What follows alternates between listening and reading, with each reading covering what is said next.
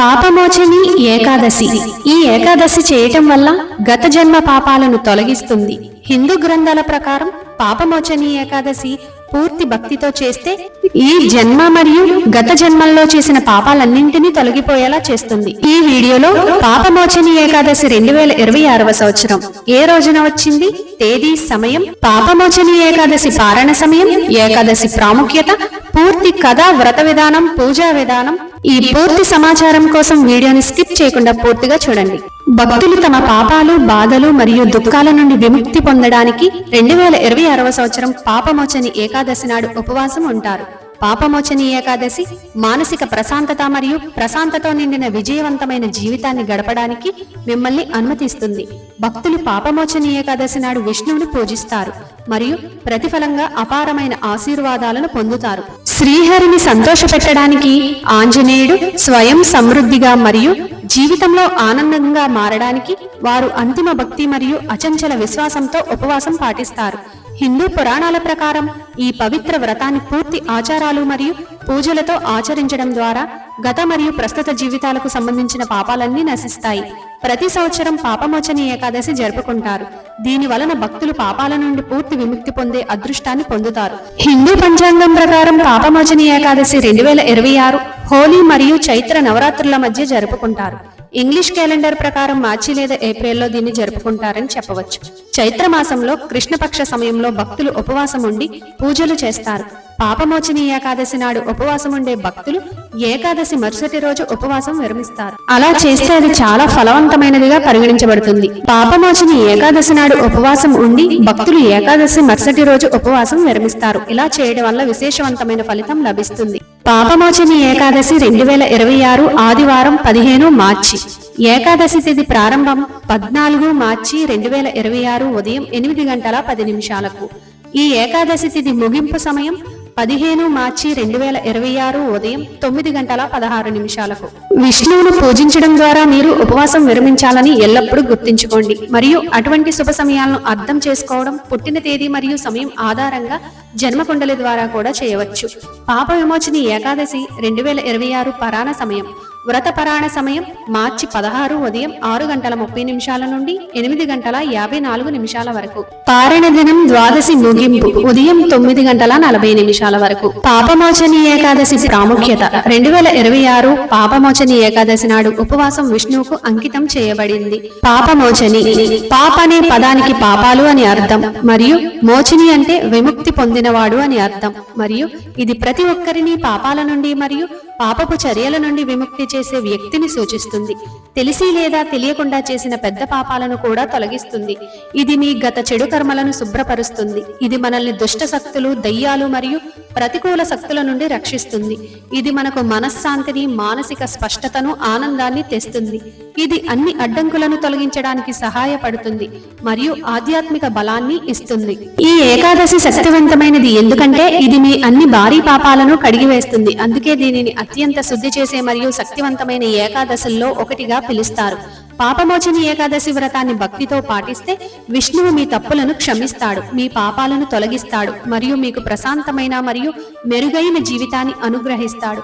మంచి హృదయంతో దీన్ని మీరు మొదలు పెట్టండి. ప్రేమతో, భక్తితో చేసే సరళమైన ఉపవాసం మంచి అద్భుతాలను తెచ్చిపెడుతుంది. ఏకాదశి వ్రత విధి ఎలా చేయాలి?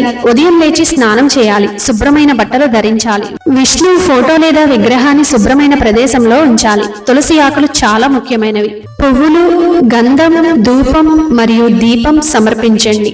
విష్ణువు కోసం పండ్లు, కీర్ లేదా స్వీట్లు వంటి సాధారణ ప్రసాదం సిద్ధం చేసుకోండి. విష్ణు మంత్రాలు లేదా విష్ణు సహస్రనామాన్ని ప్రేమ మరియు భక్తితో జపించండి. పూర్తి విశ్వాసంతో ఉపవాసం ఉండండి. మీరు పూర్తి కఠినమైన ఉపవాసం చేయలేకపోతే పండ్లు, పాలు లేదా సాధారణ సాత్విక ఆహారం తీసుకోవచ్చు. ప్రశాంతమైన మనసుతో, స్వచ్ఛమైన హృదయంతో వ్రతం ప్రారంభించండి. అదే అత్యంత ముఖ్యమైనది. పాపమోచని ఏకాదశి కథ. చాలా కాలం క్రితం చ్యవనుని కుమారుడు మేధవి మహర్షి శివుని కోసం చాలా కఠినమైన తపస్సు చేస్తున్నాడు. కామదేవుడు అతని దృష్టి మరల్చడానికి అందమైన అప్సర మంజుఘోషను పంపాడు. మేధవి ఆమె ఆకర్షణకు లొంగిపోయి తన తపస్సును విడిచిపెట్టి ఆమెతో సంవత్సరాలు జీవించి తన పవిత్రతను కోల్పోయాడు. పశ్చాత్తాపంతో మేధవి ఆమెను దెయ్యంగా మారమని శపించాడు. ఆమె క్షమాపణ కోరింది. అతను సలహా ఇచ్చాడు. విష్ణువు పట్ల భక్తితో 2026 పాపమోచని ఏకాదశి ఉపవాసం ఉండండి. అది అన్ని పాపాలను నాశనం చేస్తుంది. వారిద్దరూ వ్రతాన్ని నిజాయితీగా ఆచరించారు. వారి పాపాలన్నీ దహనం చేయబడ్డాయి. శాపాలు తొలగిపోయాయి మరియు వారు శాంతి మరియు విముక్తి పొందారు. పాపమోచని ఏకాదశి ప్రసిద్ధి చెందినది మరియు చాలా పవిత్రమైనది. కాబట్టి భక్తులు సాధారణంగా సమీపంలోని నది లేదా చెరువులో స్నానం చేస్తారు. ఏదైనా పూజ అర్చనలో పాల్గొనే ముందు శుభ్రమైన దుస్తులు ధరించడం అవసరం. ఇది విష్ణువు ఆరాధన కాబట్టి భక్తులు విష్ణువు విగ్రహాన్ని ప్రతిష్ఠించి మతపరమైన ధ్యానానికి అవసరమైన ప్రతిదాన్ని అందిస్తారు. భక్తులు తులసి ఆకులు, గంధం, పువ్వులు మరియు ధూపములతో పూజ చేస్తారు. విష్ణువును పూజించేటప్పుడు తులసి ఆకులు చేర్చకపోతే ఆరాధన అసంపూర్ణంగా ఉంటుందని నమ్ముతారు. ఆచారం పూర్తి కావడానికి భక్తులు విష్ణువుకు ప్రత్యేక భోగాన్ని కూడా సమర్పిస్తారు. పాపమోచని ఏకాదశి నాడు మీరు విష్ణువును గొప్ప భక్తితో మరియు స్వచ్ఛమైన పద్ధతిలో పూజిస్తే మీరు ఆయన అపారమైన ఆశీర్వాదాలను పొందుతారు. సాధారణంగా ప్రజలు ఏకాదశి మరుసటి రోజు పరాణ సమయంలో ఉపవాసం విరమిస్తారు. భక్తులు ఈ పవిత్రమైన రోజున పాపమోచని ఏకాదశి కథను పఠిస్తారు. చెడు కార్యాల నుండి విముక్తి పొందడానికి విష్ణువు మంత్రాలను జపించడం కూడా ప్రయోజనకరంగా పరిగణించబడుతుంది. ఈ శుభ ఏకాదశి నాడు మీరు సత్యనారాయణ కథను చెప్పినా లేదా విన్నా మీ ప్రతి కోరిక నెరవేరుతుంది. పాపమోచని ఏకాదశి కథ. పురాతన గ్రంథాల ప్రకారం శ్రీకృష్ణుడు అర్జునుడికి పాపమోచని ఏకాదశి కథను వివరించాడు. ఒకప్పుడు మాంధాత రాజు అన్ని పాపాలను వదిలించుకునే మార్గం గురించి గొప్ప ఋషి లోమాషుణ్ణి అడిగాడు. ఆ మహారుషి పాపమోచని ఏకాదశి వెనుక ఉన్న చారిత్రక పురాణాన్ని వివరించాడు. ఈ కథ ఋషి చవాన్ కుమారుడు మేఘవితో ప్రారంభమవుతుంది. అతను చాలా సంవత్సరాలుగా మతపరమైన చింతనలో ఉన్నాడు. అతని నిరంతర భక్తిని చూసిన దేవతల రాజు ఎండ్ర చాలా అసూయపడ్డాడు. తరువాత అతని మతపరమైన చింతనను విచ్ఛిన్నం చేయడానికి ఎండ్ర ఒక ప్రణాళికను రూపొందించాడు. అతని ధ్యానాన్ని అడ్డుకోవడానికి ఎండ్ర ఒక అందమైన స్త్రీని నియమించింది. ఆమె పేరు మంజుఘోష.